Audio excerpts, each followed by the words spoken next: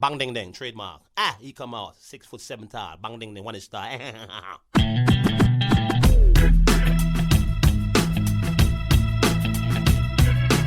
dong ding dong ding dong ding dong ding dong ding dong ding.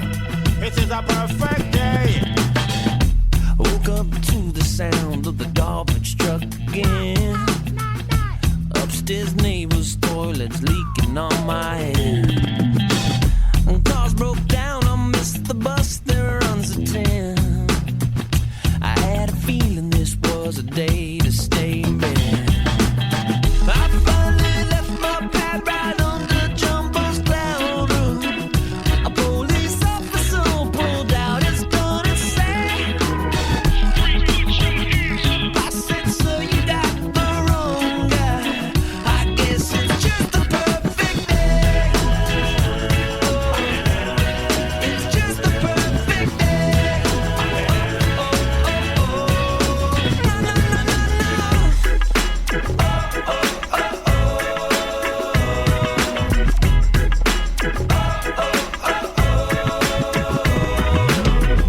Hey guys, welcome back to Eggs. This week we have a special guest, Andrew Murphy. Andrew is an award-winning product development, innovation, and business transformation executive and industry expert in the field of hydrogen energy. As a noted board advisor and APEA Award winner, Andrew has led the creation and development of groundbreaking hydrogen and innovation initiatives in multi-billion-dollar organizations. With a background in renewables and water, Andrew sees the Food-Water-Energy Nexus as the great challenge of the 21st century. Joining us today to talk about the role of hydrogen in the future, innovation happening now in the industry, and so much more, please join us in welcoming to the show Andrew Murphy. Hey, Andrew, welcome to the show. We're so glad to have you here, man. Hey, I wonder if you wouldn't just kind of begin this conversation by giving us a little bit of background information on who you are and what you do. I mean, obviously, you know, we're having you on as an expert in hydrogen and things like that. But I mean, the laundry list of accolades and everything else you see on LinkedIn and all these places is incredible. So I wonder if you could just give us kind of a little, elevator pitch version of who you are and why we're talking today. Well, thanks for having me on, guys. It's a real pleasure to be here. I've been involved in hydrogen for about a decade now, which in the context of hydrogen and the energy transition kind of makes me an old hand. So I joined the Shell hydrogen team back in the UK about 10 years ago, when it was essentially a startup in an otherwise very big company. And that was really an interesting entry into the field. Hydrogen previously had been through several kind of hype cycles and never quite got over the hump, so to speak. And this one was, a lot of people in the industry thought this was the last chance. So in that job, I was a hydrogen technology engineer. I worked with the likes of BMW, Air Liquide, Linde, all the players who really had an interest in hydrogen to drive down the cost of the equipment that is needed to get it to the public cheaply. Involved with a lot of European funded projects over here, so funded by the European Commission, collaborative projects of various countries. Worked on guidance documents to mean that it's actually legal to put hydrogen on a refueling station, so you can have it next to your petrol or diesel dispenser. Fair amount of strategy. Worked alongside Shell Ventures to look at investments in various hydrogen companies there. So the full gamut really of some business development strategy, technology development, commercialization, and that was really great. More recently, a couple of years ago, I set up my own consultancy, RHC IMZADI, which is essentially a hydrogen and energy storage consultancy. And the timing has been fantastic, because over the last couple of years, we've seen so many countries setting up hydrogen strategies and white papers. The European Union has individual states within Europe, Australia, Canada, all coming out saying we want to put a lot of money into hydrogen. And over the last 12 months, with talk of green recovery, more and more attention has been paid to hydrogen there. So that's been really good for my business. I've been involved with some very large hydrogen mega projects. Can't name them because of NDAs, but a number of very large projects are coming online now for green hydrogen. So we're talking hundreds of tons a day. Look at Australia, some of these places, looking to export to Japan. And I've been working alongside a bunch of small startups who are trying to break into the hydrogen arena, basically trying to help them get some funding from venture capitalists and interested larger companies who want to move forward in the energy transition and have deeper pockets than these small companies. Well, that's a very extensive career you've had, and I like that you've gone into the consulting world. I honestly, from the research that I've done over the last 6 months, I honestly feel that hydrogen is going to be the solution to a lot of the problems that we have in our renewable energy source. Can you, we kind of did a brief overview of this before we started recording, but can you talk about the difference between a hydrogen combustion engine and a hydrogen fuel cell and how it works? I know that, there's been videos of the guys that, create a combustion engine out of their old truck and burn hydrogen and say, oh, we're making, there's no downside to doing this and we're running off of water and it just puts water out in the back. But I've also heard that by doing a combustion engine, it emits nitrous oxide. Is that correct? And what are the downsides of doing the combustion versus a fuel cell system? Well, there's upsides and downsides to both, which is interesting. So internal combustion engines have been around for, 100 and something years. They're very well understood and they're relatively cheap. So you can convert your standard diesel engine to run on hydrogen. And you can run it on hydrogen, which isn't particularly clean. The downside there is it's not the most efficient way to use your fuel. So the amount of energy you have in your hydrogen, you may be getting, say, 30-40% max coming out of your crankshaft in your car. However, doing a conversion is relatively cheap, and there are some really interesting companies out there, like the likes of Ulemco, who are converting diesel vehicles to be dual fuel, so run on hydrogen and on diesel, which is really nice. So if you already have an existing fleet and it's only a couple of years old and you don't really want to replace anything and invest in new technology, then going down that route is fine. It also means that when you don't have the ability to refuel on hydrogen, you can carry on using diesel. In terms of hydrogen fuel cells, that's a different technology. It's a lot newer. Hydrogen fuel cells, I think, were used in the Apollo mission, but they were very primitive to what you get today. But now you can get a 100 kilowatt fuel cell in your vehicle, in your Toyota Mirai, and essentially it takes air on one side, passes the air on one side of the fuel cell. You have a tank of high pressure hydrogen in the back, so that's 700 bar, so about 700 atmospheres pressure, and in carbon fiber tanks.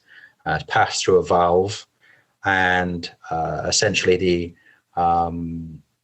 there's a chemical reaction across the fuel cell, oxygen on one side, hydrogen on the other. Hydrogen passes across, generates water, and meanwhile there's electricity generated in a current, and that electricity is tapped off. And once your electricity is tapped off, everything else there is essentially the same as your battery electric vehicle. So hydrogen fuel cell vehicles are electric vehicles. It's just that the energy is not stored in a battery.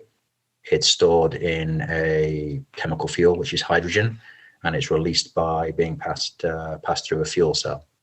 So is there any downside to having a pressurized carbon fiber tank to store your hydrogen on your car? Is there is it like a what's it called? A gremlin? If you get hit in the back, it just explodes.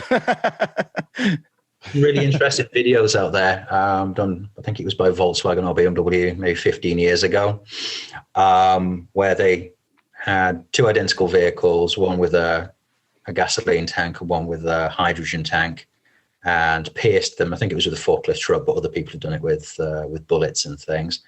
And in the space of about 30 seconds, because hydrogen is so light, it comes out, goes straight up and burns, and then it's gone.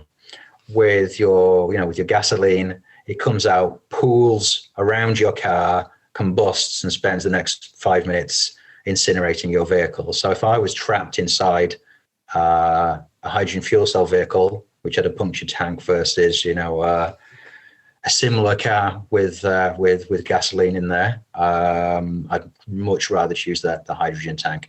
And people say, well, hydrogen is explosive. So is most liquid fuel, right? Don't smoke at a normal refueling station. Don't smoke at a hydrogen station. And I've worked on developing hydrogen refuelers, and I can say without a doubt that is safer. You go to fill up your normal car, you can smell fumes, right? That's all stuff that can burn. Hydrogen refueling, there's just really minimal risk. And probably at some point in the future, there'll be some accidents, but I'd guarantee really that the amount of accidents and the severity are going to be below what you get from your normal refueling. Well, yeah, I think that's a good point to bring up, though, that there's no free lunch, right? I mean, if you want combustion, like, you're going to have some sort of chemical reaction. And it makes a lot of sense that, okay, if gasoline and hydrogen will both explode, but one explodes less, like, okay, that's still an improvement, even if it still explodes. So I think it's good to kind of point that out. I wonder if you wouldn't talk a little bit about sort of we're talking a little bit about future technologies and things like that, but I wonder if you wouldn't just sort of talk about hydrogen. We talked briefly before the show about hydrogen has actually been around a lot longer than we think it has. I think, people who haven't done extensive research or haven't, gone down the YouTube rabbit holes have, maybe a cursory relationship with hydrogen. And I wonder if you just sort of talk about it as a evolving technology. Well, and I think Honda has been working on hydrogen automobiles since the early 80s. So it's not even just, the crazy guy that, understands a lot and does it in his garage. Commercial applications have been working on it for a long time. So if you look at kind of GM and Ford as well, and most of these other companies, they've all done some work on hydrogen vehicles. BMW back late 90s, early 2000s, looked at hydrogen vehicles fueled by liquid hydrogen, which is interesting. That didn't go anywhere. But it's all the improvements we're seeing these days are based off kind of learnings of the past. We couldn't have got to where we are without that in the past. And as I kind of mentioned before the show, there's about 70 million tons of hydrogen produced worldwide every year, but you don't generally see it. Most of it's produced next door to a refinery or produced next door to a fertilizer plant. It goes across the fence and is immediately going into your fuel or your chemicals or your fertilizer. Now, the issue with that is most of it's coming from natural gas or gasification of really nasty residues from our refinery. So nobody makes really a big deal about it. It stays in the pipe and it gets processed. The hydrogen is fine. You can use it for all these kind of say energy transition applications like fuel cell vehicles or internal combustion engine vehicles. It needs purifying a bit, but at the end of the day, the fact it's coming from a fossil fuel to begin with means that there's CO2 coming out somewhere. So the real big transition for hydrogen that we're seeing now is, although there's 70 million tons a year being produced, is that we need to replace some of that with greener hydrogen. Now we need to have applications which, when they come online, are using green hydrogen rather than kind of high CO2 hydrogen to begin with. So, and I think, sorry, Mike, go ahead. I was going to say, so the difference between like a green hydrogen versus just a byproduct of what the refineries are doing now is the refining process. There's a lot of different tech out there to actually make hydrogen, and there's steam-based electrolysis and different options. And I think you mentioned earlier that the ability to like have excess, like power from like the solar abilities and the wind generation, it's allowing us to do electrolysis to create the hydrogen without really having any downside because we're using renewable resources to create it in the first place. Is that correct? That's right. I mean, historically, if you look at the prices for renewables, they've been quite high. And also the cost of your electrolyzers to produce hydrogen. So electrolyzers split water, kick out oxygen, which you can use or throw away, and then you keep the hydrogen. But they've been expensive. The cost has really come down, and there's some great cost projections there as well. but the cost of the power now from renewables is just so competitive with everything. I look at kind of solar bids in Portugal last year, where their bid was 1.3 cents per kilowatt hour, so almost free.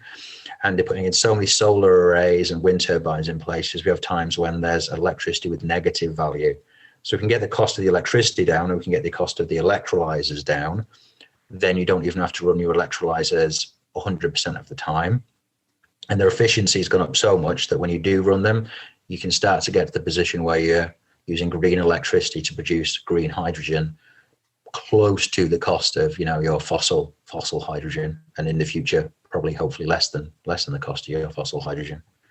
Yeah. So if I'm understanding this correctly, I mean, is that sort of what you would attribute, I guess, sort of this up and to the right chart of hydrogen use and things like that is, even though it's, not necessarily the newest technology, I think you mentioned that they were using some version of a hydrogen cell on the Apollo missions. But, the efficiency with which we can make the conversions now and the way that we can actually apply the stuff now, is that, I guess, why it's starting to I guess, sort of start to shine now is we're starting to see more and more hydrogen use because technology's finally caught up to it? Some of it is politics. Some of it just happens to be the right place at the right time. And a lot of it is the technology. So if you look at Apollo, I don't know how much the hydrogen fuel cell for that cost, but, it'll be in the millions, probably tens of millions by today. Big, primitive, probably reliable because it went, used in space. But these days they have to be produced in the tens of thousands, be a lot smaller and be much more efficient. And all the components that are going in there's a lot of really good engineering expertise for modeling the flow of the gases and these other things that's let everything become much more reliable, a lot smaller. And when it's smaller, you need less materials, and less materials mean easier to produce cheaply. So we're kind of into a virtuous cycle now. Because it's cheaper, people will buy more of them. That means there's more use. That means there's more room for cost down. And when it's cheaper, again, people will buy more of them. Well, and is there more room to grow on this technological front? Like, I mean, are we going to continue to refine, and this will be the process that we start to, I guess maybe eventually eclipse our reliance on fossil fuels?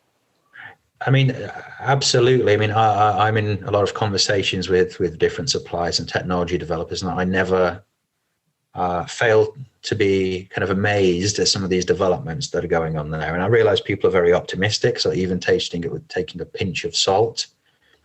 I've seen some very real projections from some very good companies for the cost of producing these fuel cells. And we're talking not 25, 50, 75% reductions on today's price, even more. And today's price is a lot cheaper than it was 5, 6, 7 years ago. And when it gets to that level, then suddenly your powertrain for your vehicle from your fuel cell is actually way cheaper than it would be for a diesel powertrain. So why would you choose diesel when you can have a fuel cell? And the answer for that is you want your hydrogen to be not too expensive when you sell it. And that's where the other part of the equation we discussed comes in. So you can get your green hydrogen. It's cheap because cheap electrolysis, cheap renewables to power that. So we're in a virtuous cycle now. There's still some work to do, but it's a very positive position to be in. Well, so they already have fleets of taxis and city buses and all sorts of different vehicles that are running on hydrogen. And the cost of producing the hydrogen right now is fairly expensive. So it's cost per gallon of gas, for example, is cheaper than a gallon of or liter of hydrogen. So by having the tech become more prevalent, more people producing it, I assume that's going to go down. A lot of the problems as far as like creating and storing hydrogen comes in like there's no systems in place right now for gas stations to be able to store it, the transporting of the hydrogen to get to the gas station. I've heard a lot of the gas stations that have the hydrogen capability right now are producing it on site. That's right. Is that going to be kind of the model? Are most of the places that are going to be able to provide hydrogen solutions for consumers, are they going to essentially just have to create their own process of making it and storing it on site? That's actually a brilliant question. So currently there are 3 different types of hydrogen stations for vehicles. And they're basically broken down into some stations where it's delivered by a pipeline. They've built a station near a hydrogen pipeline that happens to be nearby. They've tapped it off, purify the hydrogen. That's the kind of best case scenario because somebody's already paid for the infrastructure. Those are the ones where it's delivered as compressed gas. I led a modeling effort a while ago to look at the economics of that. So for the first 150 miles, maybe, it's kind of economic to deliver it by truck and have it, shipped in. But beyond that, then electrolysis tends to be the cheapest way to, produce it on site, really. And with the cost of on-site production coming down, then the window of attractiveness for delivered hydrogen starts to shrink. So there's always going to be some hydrogen delivered, but it looks more and more likely that a lot of it will be produced on site via electrolysis, and in some cases you can produce it on site through natural gas reforming as well. So there's a couple of options there. So what do you think? Oh, go ahead, Ryan. Go ahead. I was just going to say, so what do you think? I mean, how do we make this attractive to the big fuel companies, for example? I mean, not to ask you to give any inside dirt on Shell's thinking or anything, but if I'm, running a chain of gas stations or, something like that, when will I know, or are there things we can do to expedite the demand for this product? I mean, obviously, if it's physically capable to produce on site, that's one hurdle. But the other hurdle is if I'm going to invest in all that infrastructure, how do I make sure I've got enough of a crowd to buy it? So what do you think that transition looks like? His father actually owns a truck stop. So he's wanting some inside information for his dad. I can probably recommend after this some providers of equipment if your dad's interested. Excellent. But so it comes down to cost, right? Nobody wants to spend a huge amount of money putting this infrastructure in the ground, and nearly every hydrogen refueling site now, there's some level of funding through either through say California government or the German government or UK funding in various countries. None of these sites are paying for themselves. And the reason they're not paying for themselves is they were expensive to put in. These days, they're becoming more and more similar. So the cost is coming down, which is great, but it comes down to demand. So if you have a station that's only dispensing 5% of the amount of hydrogen it could per day, you're never going to pay for it. If you've got a station that's 95% utilization, you start to make some money on that. So it does come down to utilization. It comes down to knowing where the vehicles are going to go in and knowing which vehicles are going to use a lot of fuel. So your normal car, you got your Camry or something. If they decide to go over to hydrogen, fuel cells on that, or you have a Toyota Mirai, still not going to use much fuel unless it's being used as a taxi. But if you're doing haulage, you've got a Class 8 truck, and these are blasting up and down the freeway continuously, they will burn a lot of fuel. And that can be diesel, or it can be hydrogen, or it can be something else. And they'll need to refuel. So the best idea is to put these hydrogen refueling stations where there will be high demand. And that means working with these truck companies to say, look, if you go over to hydrogen, we may even put a refueling station at your depot where your trucks go overnight, so you don't have to worry about that. But show us what your main routes are. We're going on this highway. Where do you normally want to refuel? And we will put in refueling stations along there. And then suddenly you start to develop hubs, and kind of a hub and spoke model.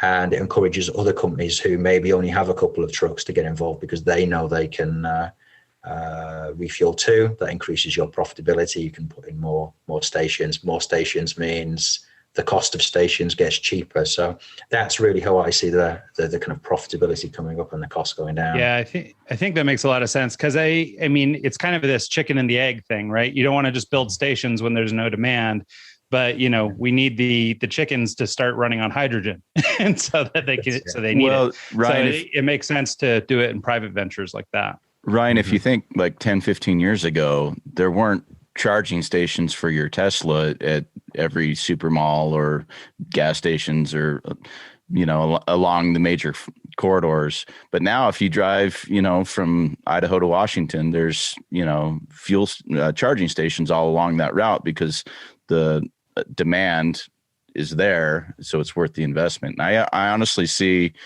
the same thing happening with hydrogen in the next 10 years. The same kind of, the cars are going to start showing up, and they're going to be out there, and there's going to be a demand for it. And then at that point is when you're going to start seeing them pop up.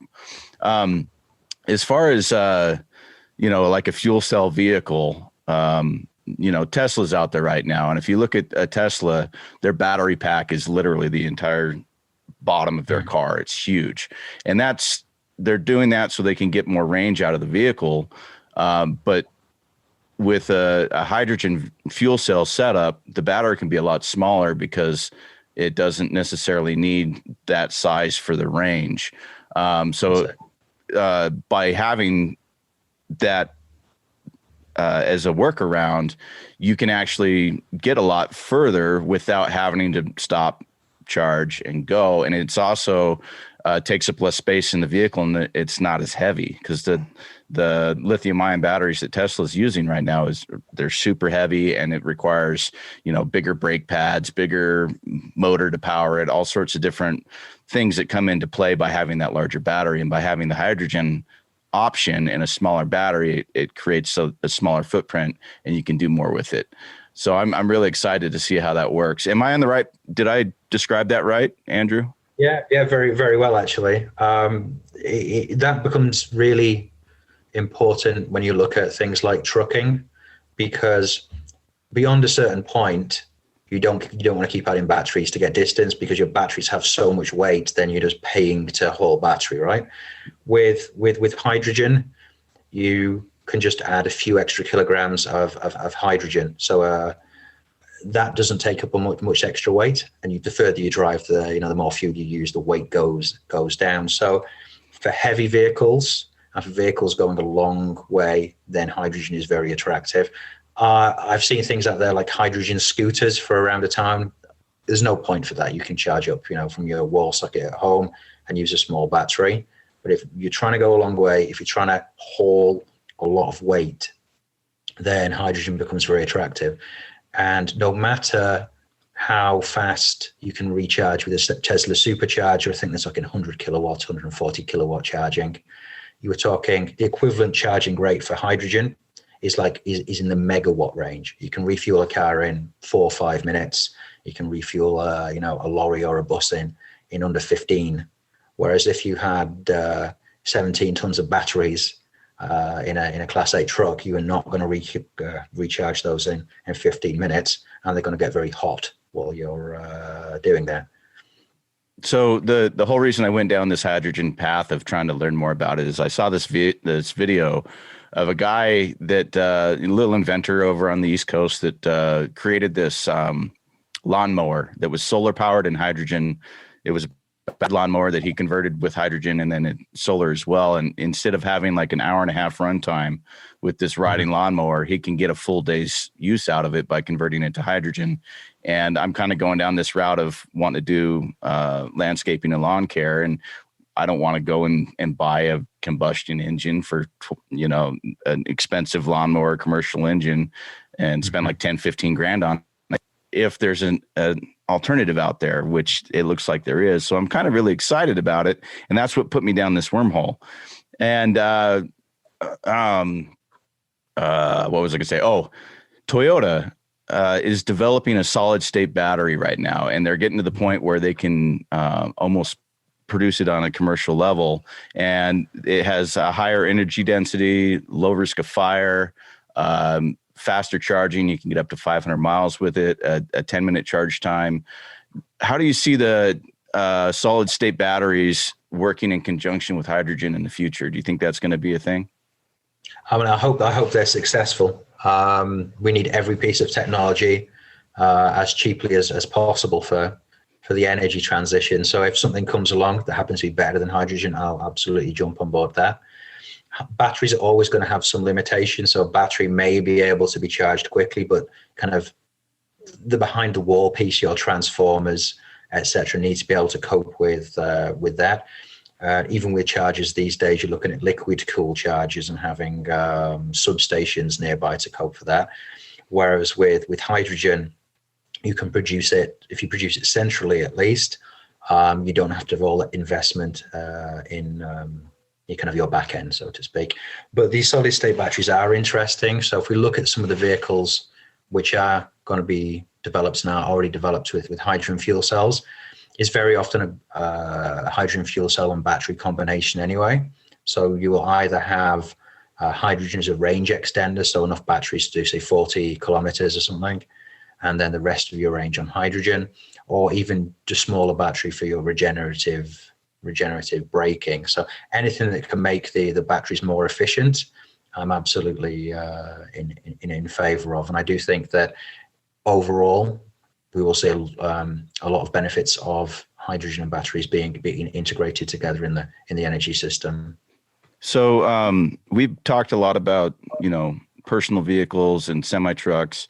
What are some other applications that we haven't discussed? The shipping is a huge one. You brought that up a little bit as far as the big shipping containers are running off of diesel. It's very bad for the environment.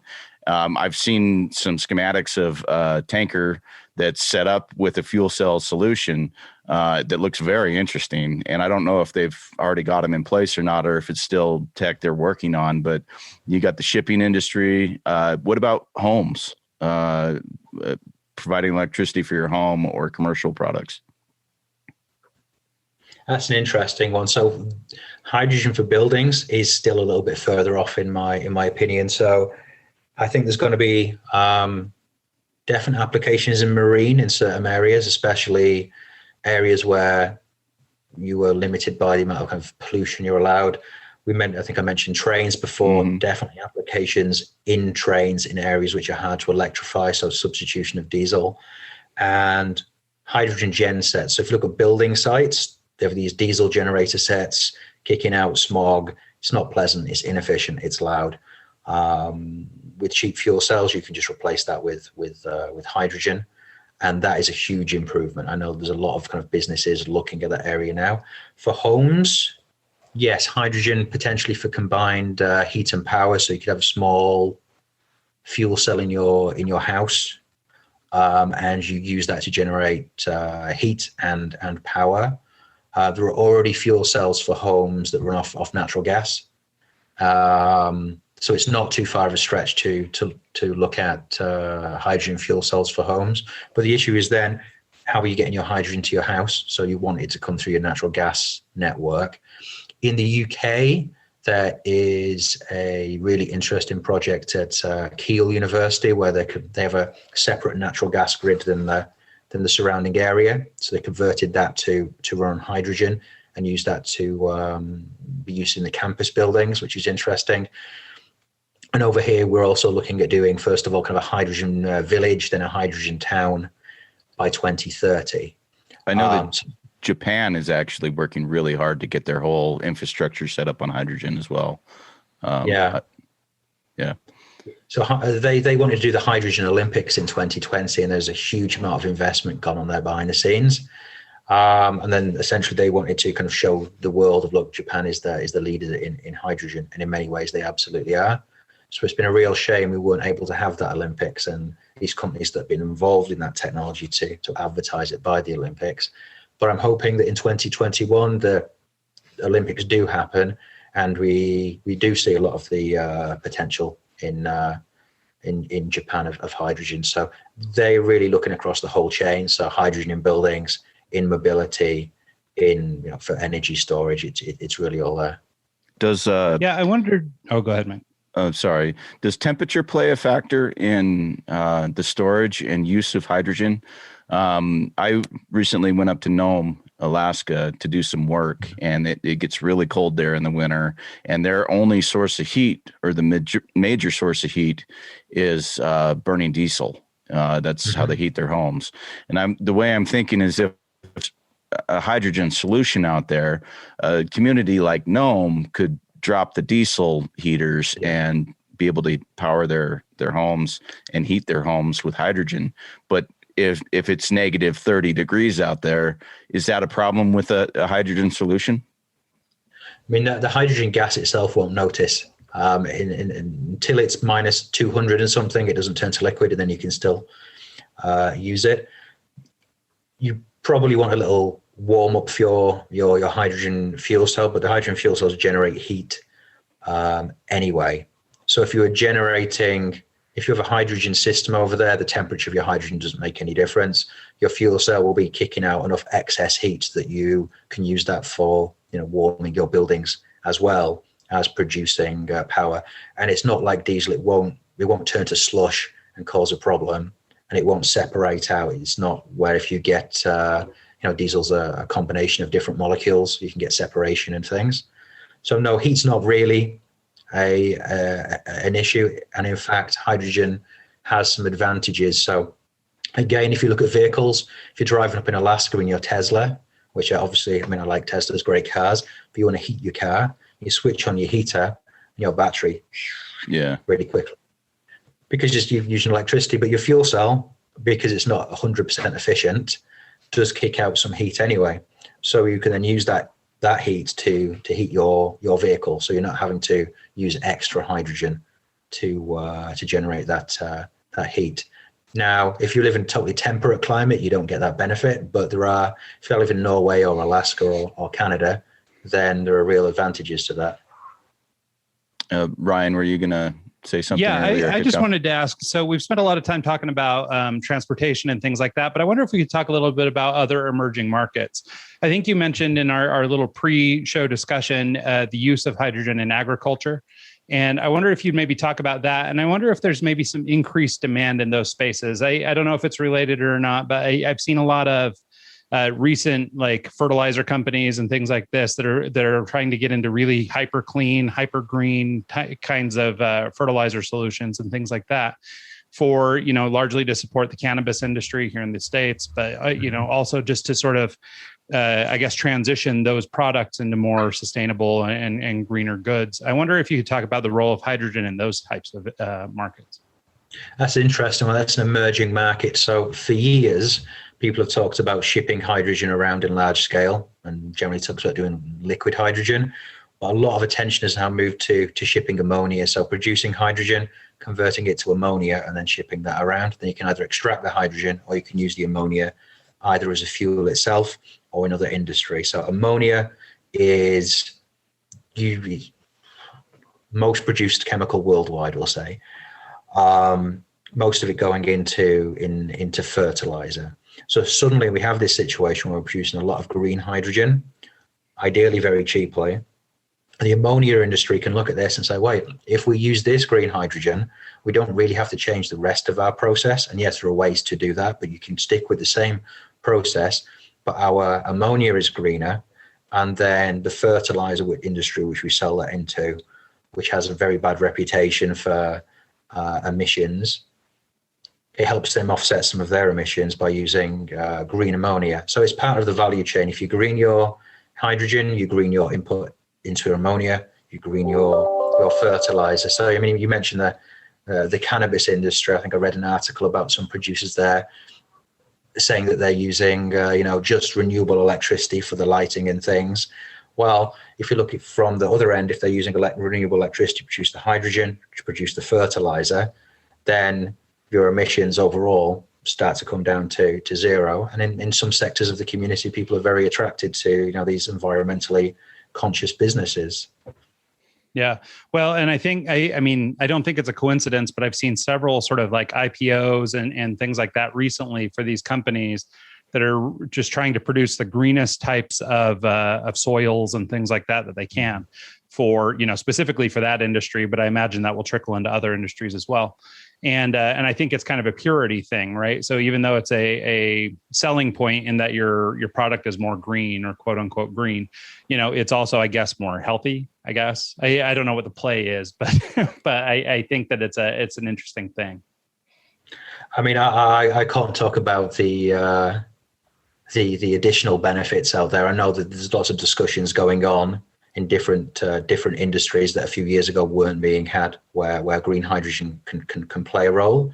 And actually that's really good, because a few years ago it was possible to track everything that was going on there. Now there's so many different discussions being had. It's come to that stage where it actually becomes quite difficult to keep an eye on everything, which is nice, because if some of those fail, it means there's still enough market there to kind of push it over the line in the next few years. Yeah, no, I think it makes a lot of sense. Outside of agriculture and transportation, though, what are maybe some other, I don't know if they're emerging markets or markets that exist already where hydrogen could play a serious role either now or maybe in the future that people should be looking out for? Like, what are these, emerging technologies that people could watch for? Well, one of the biggest contributions to global emissions is construction. So basically, steel and cement. So steel uses a lot of coking fuel in its production, and that just kicks out massive amounts of CO2.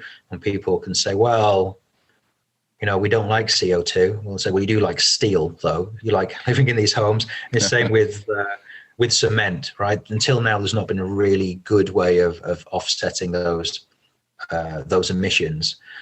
Hydrogen can be used as a reducing agent in steel production. And there's a couple of projects underway or about to start, the ones I know of in Norway and in Italy. So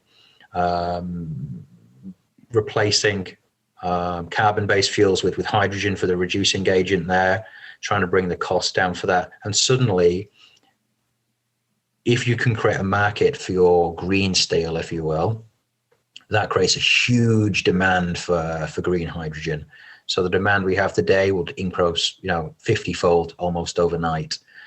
It will push up the cost of steel unless your hydrogen is cheap. But that means that we really have to focus on the cost reduction that we talked about before with renewables at scale. And that's happening now. Same in cement. You can use hydrogen to reduce your CO2 emissions from the cement industry. And I think we will see probably certain states in the US, like California, bringing in regulations for kind of state-funded builds where they're going to be total CO2 allowances for buildings, which means that really low-carbon steel, low-carbon cement is going to have to start playing a role. So hydrogen will fit in there. So it's really interesting space to be involved in. Right now, we're not producing a lot of steel or cement using hydrogen. I can't guarantee we will in 5 years, but beyond that, I think the numbers will look pretty significant.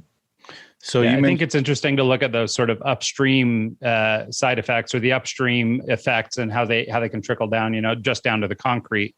But by making these changes further upstream, you can make some real impacts. And I think it's one of the jokes that I always crack is, about like a Tesla or a Prius or whatever. I think the big joke was around the Prius in that it took more fossil fuels to produce it than it will ever save. And so it's these kinds of, jokes where they're not thinking about all those downstream consequences. So yes, you've built a great electric car and it saves me, the consumer, some money, and maybe it's not producing as much CO2 now, but, all the fuels and oils and chemicals and things you burn to create this product, sort of offset. And so I think it's good to be thinking about those little higher up the chain things. I was going to say, you mentioned California, and I saw in the news just recently that they're starting to trade water on the commodities market in California right now, just because the lack of it and the agriculture industry that is in California. Can hydrogen be produced through saltwater or seawater? And would that have an effect as far as how would that apply into maybe creating, because the exhaust and the emissions from a hydrogen setup is water. Would that put more into the environment and create more of a, if every car was running on hydrogen, would it put more water into the environment? Well, that's a really good question. I did some calculations a couple of years ago on that. So hydrogen fuel cell vehicles are more efficient than regular vehicles, but if you burn your diesel or your gasoline, what's coming out the back, even if you burn it perfectly, is CO2 and water. So your diesel, your gasoline produces water anyway. Okay. Because it's inefficient, you produce quite a lot of it out the back. So the difference in a hydrogen fuel cell vehicle is there's no CO2 coming out and it's just water. A refinery uses a lot of water anyway. So when you're producing your diesel or your aviation fuel, there's water involved there. When you're drilling for oil, you're using a lot of water as well. And I know the industry will say that they're very, good at reducing that amount, but it's still used. So there are upsides for hydrogen that you don't necessarily need some of that water to begin with. And you can produce hydrogen with salt water electrolysis. It's not the easiest thing to do, but there are some really interesting research groups out there and some teams focusing on, look, we have areas where we don't have all this really huge amounts of very pure water. Can we produce it using, salty water or briny water? It might cost a little bit more, but because the cost of water over in our area is so high to begin with, that the end cost for your hydrogen is pretty much the same. So there is potential being to that. That's very interesting. I'm so excited to see this technology take off. I just want to jump ahead 10 years and see what's going on.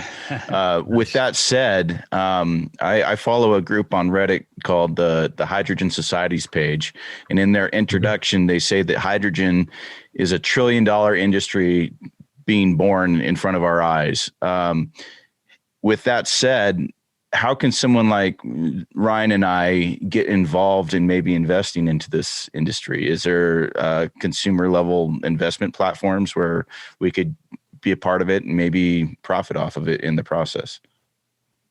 There are some very good smaller companies out there which are listed on the various stock exchanges. I don't think I should list which companies I'm thinking of. I may have some shares myself, so to speak. Okay. Yeah, there are some ones listed out there. There are some companies which have a lot of hype and have gained a lot of big name investors and are making a lot of promises. And the way I view it is, if the promises are glamorous and if they say they can do everything, I keep far away from, because they can't do everything, right? Even there's just so much difficulty still left in doing one thing perfectly. To say you'll do everything is a problem. If they say, look, we have partnered with X, Y, and Z, and X, Y, and Z all have these competencies, and together we're going to form a consortium and do something, that's fantastic. That's that's kind of investment grade in my book. If they're just kind of plowing away for several years, if the technology has been spun out of a good university or research institute, if their CEO has a relatively technical background, then they're the kind of things that I look for in an investment. And there's still a lot of small companies out there which haven't really reached kind of early financing stage yet. So there's some of the small companies I'm working with, speaking to the venture capitalists and some big businesses to say, there's a gem here. They've not advertised themselves well in the past, but you need to be taking a look at that. So maybe there needs to be a better platform out there where the likes of kind of early stage retail investors can help these companies without having to go down the VC route. But that's still pretty much an open area pre-IPO. Yeah. So I wonder too, just kind of as an extension of that, I mean, so much about getting a new technology sort of put in place is sort of consumer adoption. Like, what do you think are the sort of the barriers? I mean, is it an education thing? Is it a marketing thing? Like, I mean, how can we get this kind of information in front of the people who actually end up, voting with their dollars for this kind of stuff? Yeah. For most consumer things, people don't want to care about the issues with it. Like behind the scenes, most people don't know really how an internal combustion engine really works. You fill it up and it goes. So we need to make hydrogen just almost kind of boring in its simplicity. Throughout the years, people have been trying to say, look, hydrogen is safe. We've overcome all these problems, blah, blah, blah. But as soon as you say something is safe, people are like, why are you telling me it's safe? At this point, it is. We really need to almost make it kind of mundane. Get hydrogen buses on the road, then people find out that the bus they've been driving around is a hydrogen bus. If Toyota and Hyundai and Nikola and Volvo produce these big Class 8 trucks that are on the roads every day running on hydrogen, then if they can run on hydrogen, your F-150 or your Camry or your car easily can. So it's just getting it kind of visible. Don't brand everything with this is hydrogen. It makes it a bit too special. Just get things out there. Have companies adopt. It's funny. I will absolutely butcher this, but so for people who didn't hear the big news the other day was that Jeff Bezos stepped down from Amazon as their CEO. But just to tie it to exactly what you're saying, he said that one of the big things, or I guess the biggest compliment to an inventor. So in his mind, he was talking about Amazon and all the things they've revolutionized.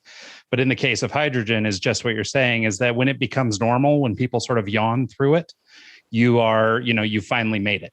Like, it's not until that people are bored with it that the actual payoff of your innovation is there.